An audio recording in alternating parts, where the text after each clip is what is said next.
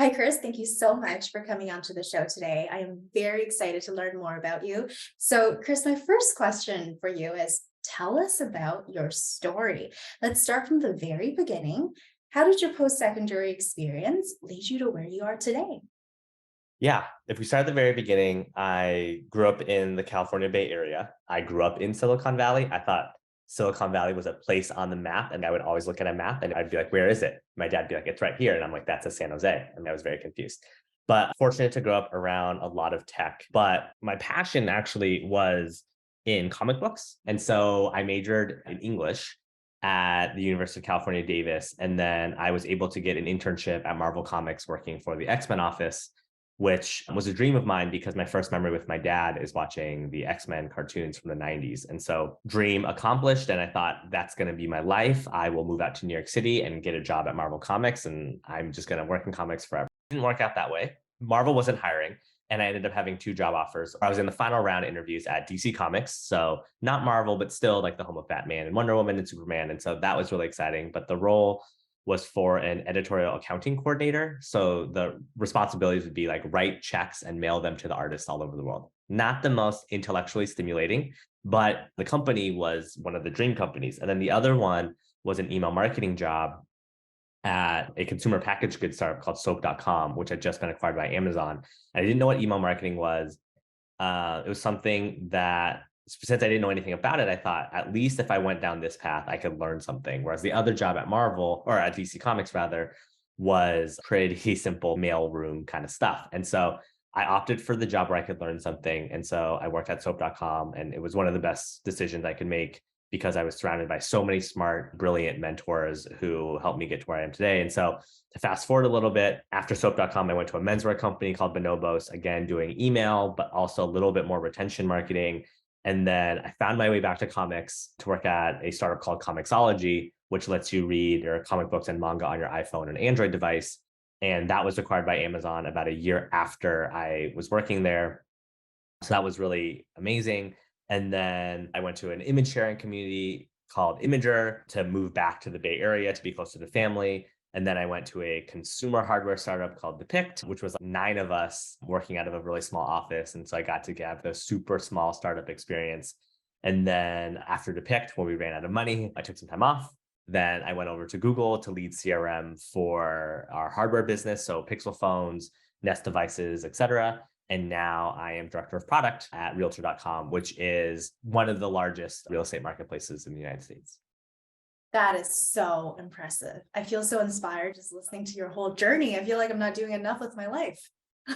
I'm certain you are, as a host of this podcast, you're doing a ton. You know, life is an interesting thing in that when you look back on it, it feels like you've done so much, but in the moment, you're just walking one step at a time, trying to find the best path forward. So, yeah.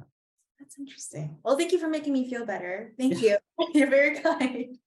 Okay, my second question for you, Chris, is I see that you've also founded Coffee Chats and Compound Choice.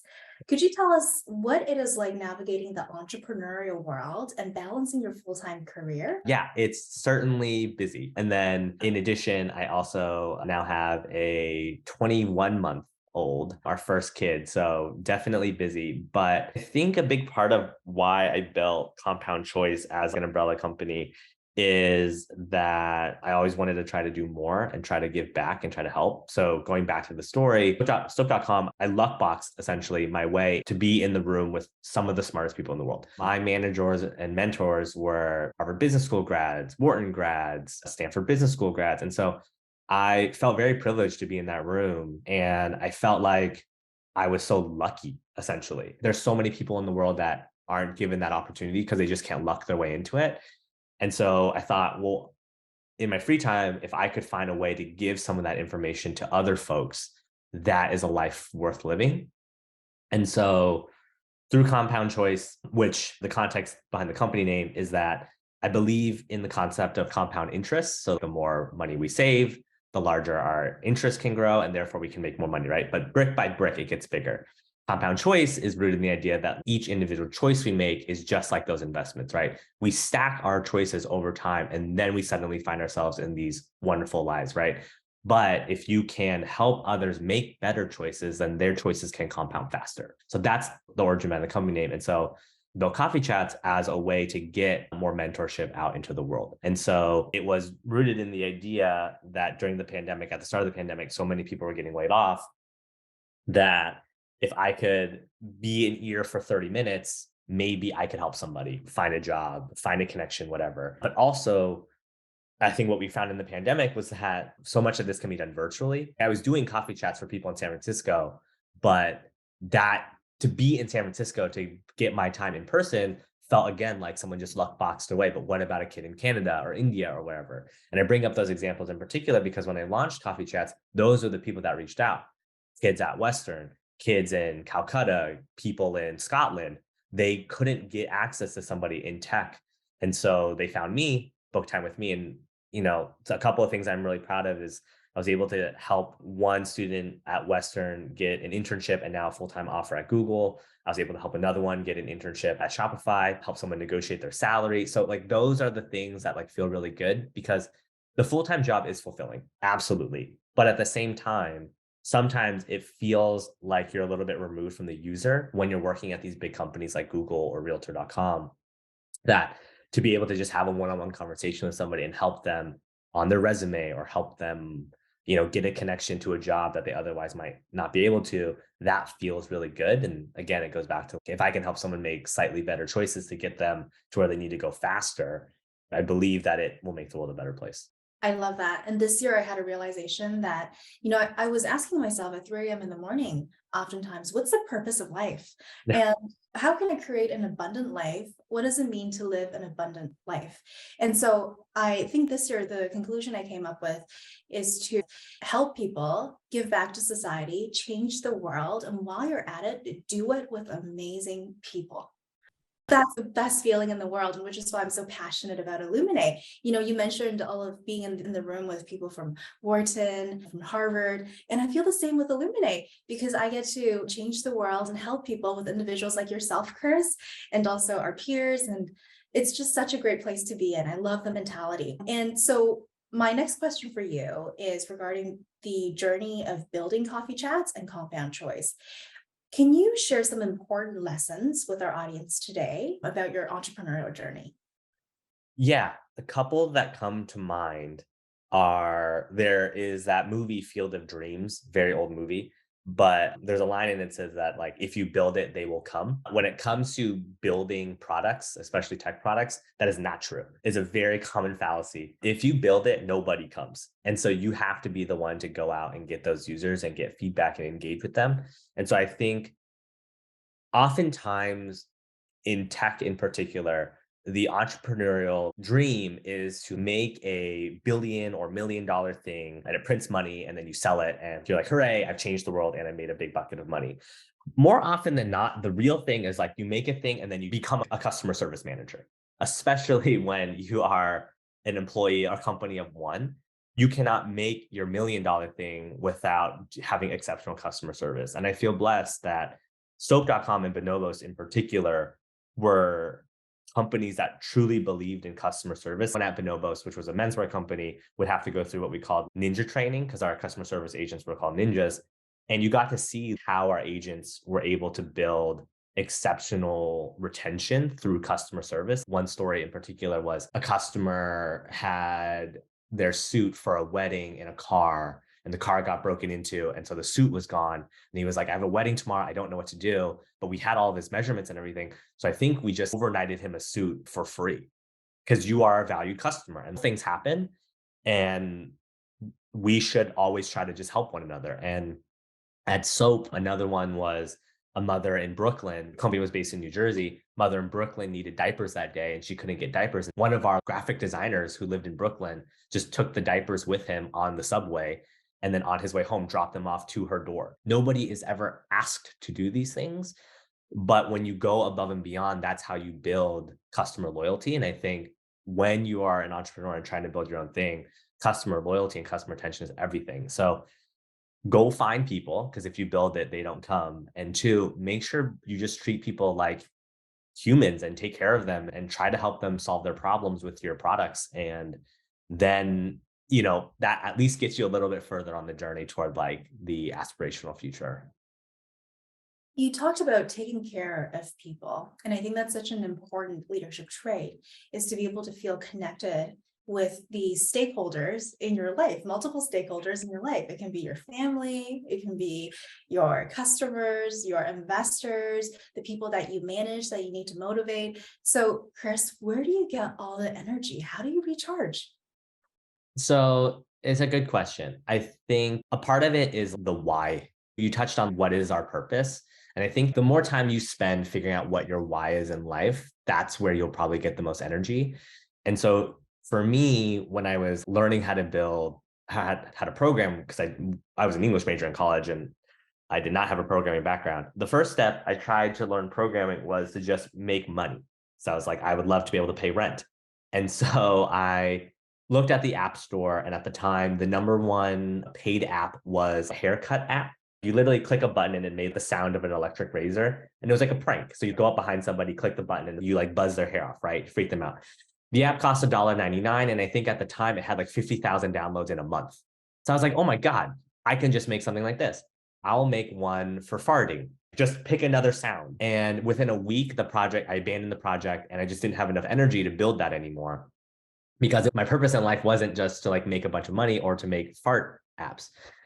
But when I was building coffee chats or in a lot of the things that I work on now, I get energy by building them and I get energy talking with customers or I get energy providing mentorship because I think that is what the why is in my life. I believe in this idea of compounding choice or just make the world 1% better every day. And if you do those things that are truly authentic to yourself, you get energized. It's kind of like in the beginning, running is hard, running is exhausting. But over time, runners start to crave the running feeling and they actually feel more energized after they finish their run because it starts to like activate this part of themselves that they feel like they're being fulfilled. And I think for me, building meaningful products or helping people or doing mentorship is very rewarding. And so I think it just starts to charge the battery. And then I just pass out after. Yeah. That's very inspiring to hear. And it's good to hear that you just pass out and just Yeah. recharge. All of that. That's great. I think taking care of ourselves, especially in today's changing world, is such an art. You have to deal with just, I guess, not having enough time and lots of demand. And this leads me to my next question. So, as we all know, the job market is constantly changing and evolving. In fact, in today's job market, some of the most in demand jobs didn't even exist 5 or 10 years ago. So, what are the main traits and skills an individual should develop to succeed in this fast changing labor market? Yeah, another exceptional question. And it reminds me of the first job I had in email marketing at soap.com. My parents don't know what that job is. They still don't know what really email marketing is. And at the time, 2011, I didn't really know what it is. I knew people got emails, but I didn't know beyond that because email really had only existed since like what 2002 in the consumer lens. And so, yes, you are correct. It's constantly changing. And I think what allowed me to get that job wasn't the fact that I knew email marketing, because objectively I did not. Instead, I had core traits that a hiring manager could look at and say, okay, he may not know it now, but through the interview, we can suss out that he can figure it out. And so a few traits that I demonstrated in the interview were a hunger to learn. Objectively, I was also hungry in that like I was running out of money. And so I was very eager to say I could start on Monday. I want to learn this. And so I tried to let them know as much as possible.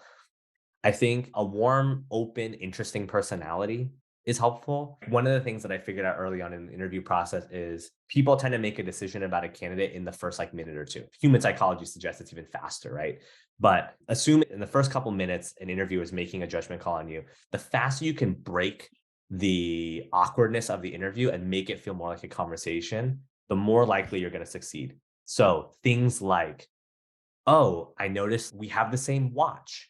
Or I saw on LinkedIn that we went to the same school or the same sorority or fraternity. Or, oh, man, the weather was really bad today. Anything that you can just pick up where the interviewer can then immediately go, like, it's not going to be so weird to talk to this person for 30 minutes. That really helped a lot. And again, that is not a knowledge thing. It is simply just, I can talk to this person like a human. That stuff is really important. And then the last thing is every job will have a recommended or nice to have section. If you read those, study them to see what skills they're asking for. And then, YouTube is an amazing product. So just YouTube videos and start to figure out stuff. You don't have to be an expert, but to be able to say, I'm comfortable with pivot tables, for example, with Excel, or I'm comfortable with HTML for email marketing, that really does help the interviewer just check the box that they could meet the minimum, and then we can teach them everything else. Hopefully that answers the question. That answered it perfectly. Now I'm going to go into my next question for you. So, landing a job is becoming increasingly competitive in today's market. What are some tips you can give in terms of crafting a standout cover letter resume? How can an individual, especially one just starting out in their career, leverage LinkedIn and networking to build strong connections and a personal brand that sells? Yep. On the resume front, the basic stuff are please keep it to a page. If you are a visual person, have the more visually interesting resume, especially if you're like UX design, graphic design, whatever. That's nice to have. The resume you should be submitting to like these standard jobs is a boring single column, text only, one page resume, because that actually allows the robot to scan the resume easier. So really, you're just trying to get through the robot to get to a human. I have a story about an exceptional candidate who used a pretty resume and it actually got rejected. And we had to go tell the recruiting team to go get that resume out of the stack. So I say that snippet so that, again, I emphasize boring, single column, regular font, one page resume is great for automated tracking systems. The content of those resumes or all of your bullets should be framed in what I did, how I did it, and what was the impact. I think so many people do the what I did or how I did it. Was a social media manager and I worked on Facebook, Instagram, TikTok. That's interesting. The impact is far more interesting. So I worked on TikTok and Twitter and Instagram, and I grew followers by 50%. That last bit is the most important part. And so please add that stuff so we can contextualize your work. On the cover letter front, I do believe in them still. The thing I would tell people when I was at Google is a Google job is probably worth north of $350,000 USD a year. Would you spend 6 minutes or something to write a letter to make $350,000 a year? That's entirely up to you. I would always write the letter to give myself a shot. So I think, again, please, one page and double click a little bit on the most relevant parts of your resume that tie into the job. On the LinkedIn bit, you don't have to make your LinkedIn the most complicated. If your resume is done right with like the what I did, how I did it, and the impact, you can just take those bullet points and paste them into your LinkedIn. That's fine. But I would do something like that at a minimum. And the reason is you want recruiters to start finding you too. It just makes the job hunt easier when recruiters reach out to you versus you always applying to everything else. I'll stop there. There's one follow-up question I have for you, which is networking. How can someone leave a genuine impression and effectively network?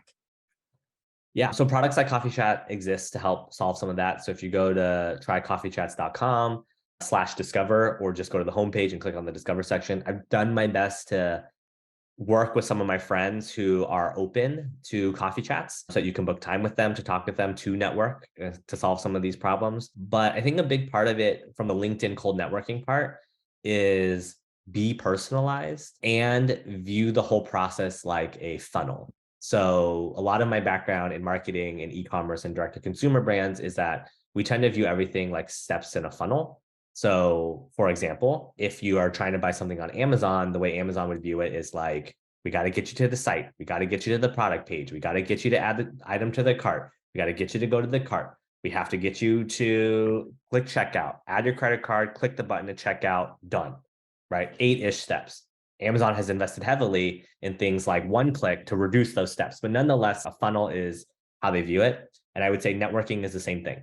So I think a lot of people fail because they're like, I reached out to 5 people, none of them got back to me. Networking is stupid. And it's like, well, your funnel is very small. You're hoping for 5 people. And even if one person reached out to you, that's a 25% or 20% conversion rate. That's pretty good. So instead, start to view it as aspects of a funnel, charting out what have you done over the course of a week. So if you think about it, let's say every day, I'll reach out to 5 people. So that's 25 people by the end, Monday through Friday. And then of that, start to figure out how many of those people respond back on LinkedIn, how many of those are interested in talking with you on the phone or having a video chat or a virtual coffee chat. And then that starts to be your conversion rate. And then you start to think about how can you optimize every step of that funnel. One of the obvious things, get more personalized in your outreach, right? So if someone you know can get you connected to a person, that will have a higher conversion rate. Similarly, if you just say like, hey, Chris, you went to Davis. I also went to Davis. You might not have a referral, but at least there's some connective tissue that allows me to be interested in connecting with you. A lot of us, we just get random people with no context that try to add us on LinkedIn. And so we're probably going to reject those. But if you add some context, that increases your chances. And so I would say break down that whole networking process into steps of a funnel: outreach, email combo, phone screen, maybe job referral, whatever it might be. And then it starts to feel a little bit more actionable as you're going through this process.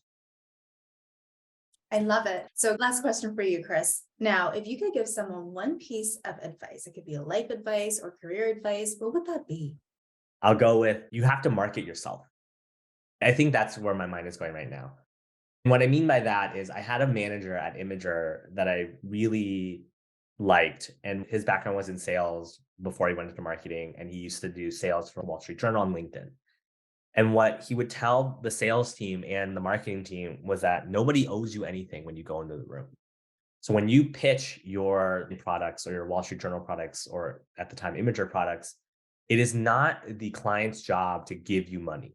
It is your job to market the product in such a way that they feel compelled to work with you and give you the money. And similarly, when it comes to your career and your life, nobody owes you anything. When you walk into that job interview, they don't owe you a job. You have to convince them that you are the best candidate for the job. And I think it comes down to, you have to market yourself. And at Google, one of my mentors would use the term, you have to market your marketing internally. Google is such a massive company. To get people excited, you have to find a way to say, no, this isn't just an email. This is a game-changing initiative that will move our OKRs and grow the business and benefit our consumers. And you get people excited, and that's how you get promoted at Google. That's how you get further. And I think for a lot of folks maybe listening in who are either looking for a job or starting their search, you have to find a way to market yourself. They don't owe you anything. And so when you go in there and if it doesn't go that well, don't take it as like, oh, sometimes they are rude, sometimes it's not a right fit, but sometimes it's going to be like, I just didn't market myself that well. And being honest with yourself in that way allows you to make change. If you say, well, they're just difficult, or I didn't want that job anyway, that's not actionable. But if you said like, oh, I could have told my intro better, I could have talked about my experience better, that allows you to have the tools so that next time you can make change and get better. And again, it's compound choice, right? They all stack up. And so being able to live life and approach life in a way that's like, well, what can I do to make a slightly better choice, to market myself better, whatever, I think that will give you much greater outcomes in life and in your career. So does this apply to dating as well? Yeah, in many ways, yes, right? Yeah, nobody owes you a second date, right? If you show up in sweatpants and you didn't shower, chances are you didn't market yourself that well. So try again next time, kind of thing. Yeah. Could you overmarket yourself? Yes. Yes. Similar with dating, in similar with careers, desperation is not attractive. If you come off too desperate or too clingy in a job interview or dating, I don't think you're going to get the right outcomes. I think then it is about spending that time afterward and reflecting. Did I come off too intense? Can I pedal back? Can I be a little bit more chill, right? Or that might be, again, thinking about a lens of how can I market myself better next time will, I think, lead you to much greater outcomes in so many things in life. I love it. This is like hitting two birds with one stone, love life and Yeah, also professional life, everything exactly. involved. Well, Exactly. Chris, thank you so much for coming onto the show today. It was such an honor to hear your wisdom, and we look forward to working with you in the future. Yeah, absolutely. Thank you for the time. I really appreciate it.